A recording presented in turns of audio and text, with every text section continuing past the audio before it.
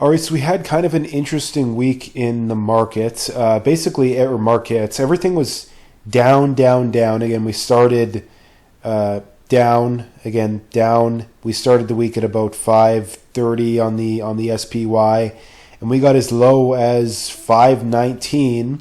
And then, right, basically when Friday afternoon kicked in, we closed and erased almost all the gains, almost all the losses of the week. And that was the same on the NASDAQ, also down ever so slightly on the week.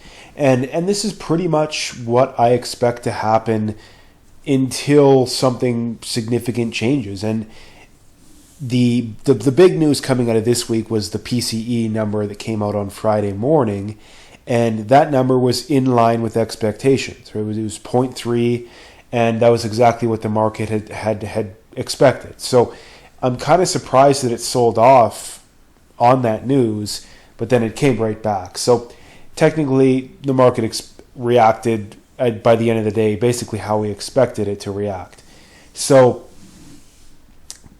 because of that basically made the Fed slightly increase chances of a rate cut, or of having a rate cut at the next, not at the next meeting, but I think in the September meeting. I think we're still right around 2 rate cuts projected for the year. I'm still on the fence on that. I would probably lean more towards 1. I think that, again, they're going to, in my opinion, I think they're going to stay as hawkish as they can for as long as they can. That's my opinion.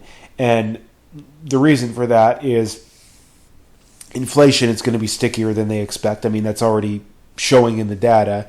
And on top of that, typically that's how it works.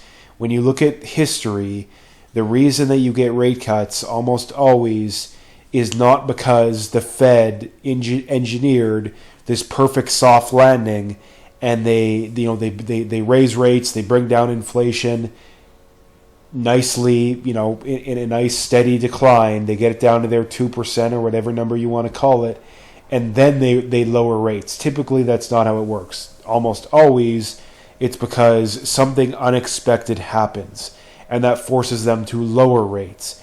And this is also why I don't really understand these people that are like, oh, there's going to be a housing crash, or because they seem to think that the same things are going to happen over and over again. But when you look back at major stock market corrections, they almost always happen for reasons that are unexpected. Now, again, technically the housing crash, people were predicting that, but it wasn't a common thing in the industry.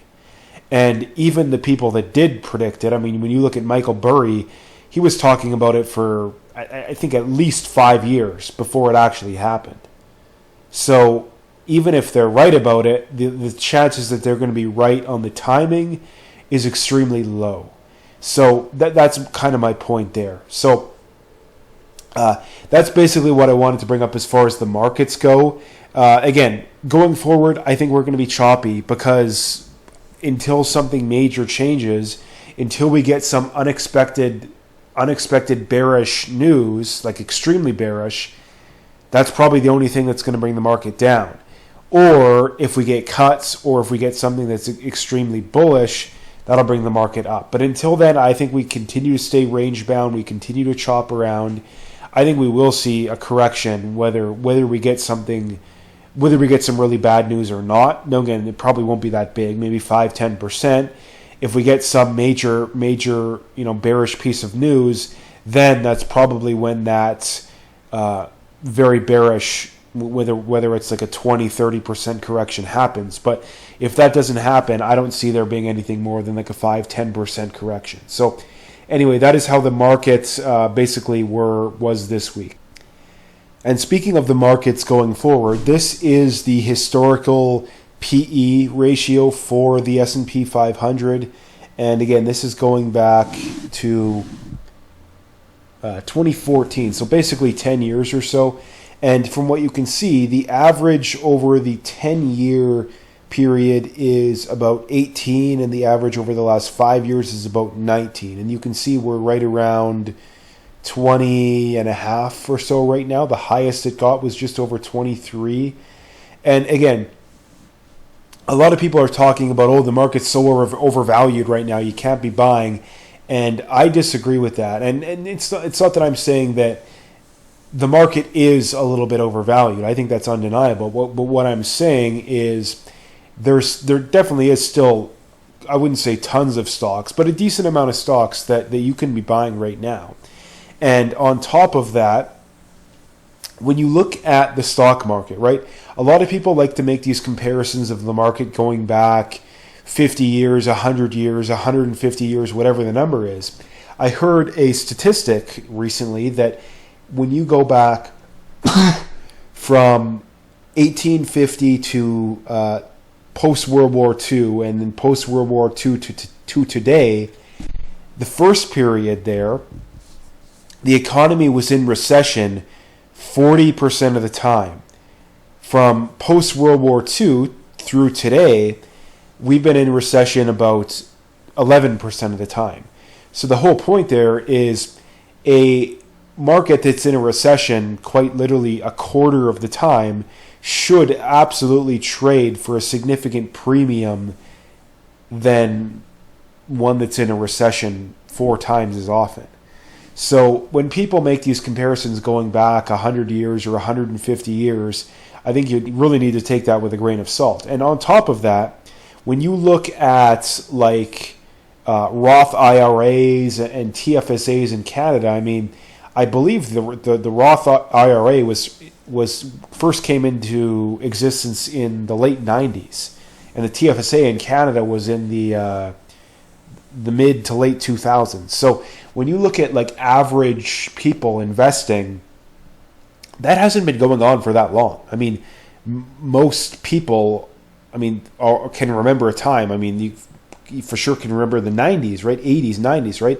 I mean, the average age of someone is, say, 45 years old or whatever the number is. That means they were born in, 79, 80, roughly? So, again, most people, the average person alive nowadays can remember a time to where it was, I mean, I would say probably before the internet, too. Like, it was very hard for the average person to invest. So, when you're making these long-term comparisons, in my opinion, going back more than 20, 30 years is kind of unfair. It's not a great comparison in my mind. So I think that the market is slightly overvalued, but I would say maybe 5%. Like, I mean, if we go below, let's say 5,000 roughly on the S&P, I think you'd start to see a lot of companies that are looking pretty good value. And if we went below like 47, 4,800, then I think we'd start to say that, yeah, we're starting to get cheap. And below let's say 4,500, which would be like maybe a 15, 20% pullback, which is well within the realm of possibility, then we would start to see a lot of very good buys. So the market is, I would say, maybe 5% overvalued, but that doesn't mean that there still isn't stocks to be buying right now. And a lot of people talking about it like it's the tech bubble 2.0 or whatever argument they're making. I disagree with that. Now, again, it doesn't mean that I don't think there's going to be a pullback in the near future, because I do think that that's going to be the case. But unless something major happens, which what it's looking like isn't going to happen, but nobody knows, obviously. Unless something major breaks, I don't think we see a major pullback. So, anyway, the next thing I wanted to talk about here was my mock.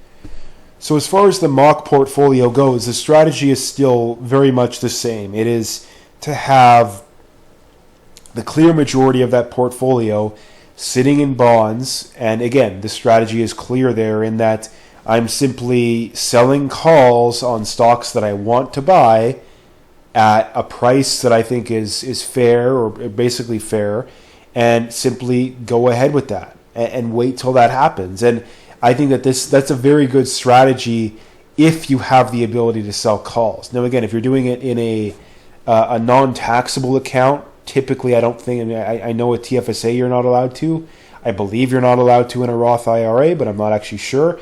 So again, that's something that if you do have the option to do, I really like that strategy, because it gives you the opportunity that when the stock market comes, or when stocks come down, you can get at a better price, and you can make money in the meantime doing that. So I think that that's a no-brainer strategy for people that can do that. Now again, in the meantime, I have bought a little bit more EQB. I bought a little bit more Alimentation Couche-Tard. EQB had a very interesting week. They were down significantly to start the week. They were down in the 70s at one point, and they closed at 87, which is crazy. I was going to actually buy a little bit more, but again, they closed the day at like 79 something, and then when they opened, they went way up, and I didn't even get a chance to because I was busy, and I might have maybe gone in if I was able to pay closer attention, but I was busy, so I didn't get a chance. So again, when you see a big correction in these companies, I think you definitely want to be buying. Accenture is a new company that I've added to. They're down quite significantly. They're basically at a 52-week low. This is one company that I definitely think is a buy right now. Again, basically at a 52-week low. I think that's a good deal where it's at right now. Again, this is another one that I sold a put on and I took a position in. Skyworks, again, another one I sold a put, took a position in. I already had a small position in. Microchip, I'm basically just holding this. ODFL, again, another one that I sold a put, I took a position in. Another one that is bordering on still being expensive, but I think it is still decent. Paycom Software, again, I think it's kind of just a hold where it's at right now. It is down quite significantly as well. QLYS, I think, is a buy where it's at right now. Another one that I would like to get a little bit more in. Dollarama, one that I wish I got more in. I bought in at $101 a share. It's up to $129, and that might have been like 2 or 3 months ago that I bought. So I really wish I bought more than 100 shares, but again, sometimes that does happen. Allegion, again, another one that I got in through selling puts. ARLP, again, I'm just holding. This one's at a 52-week high. I'm up very nicely on that because my average position is 19.74, and it's at 24.36. The uranium ETF, URA, again, this is another one that I'll slowly take positions in when we see pullbacks. NSSC, again, this one's basically at a 52-week high. It's too expensive where it's at right now. BN, again, another one that I think is a little expensive where it's at right now. If it went back into the 30s, I probably would look at taking more. And then I have BAM. Also, again, if it went a little bit lower, I would look at it. But again, my other trade right now is TLT. And the reason for that is I think that, again, rate cuts are probably going to take longer than people expect.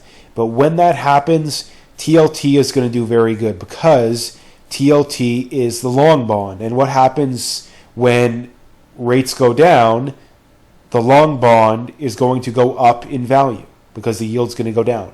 So that is why I'm selling puts on TLT. So again, I'm going to be entering those positions through options. And when I take the position, I will start selling covered calls and probably in the 95 to 100 range.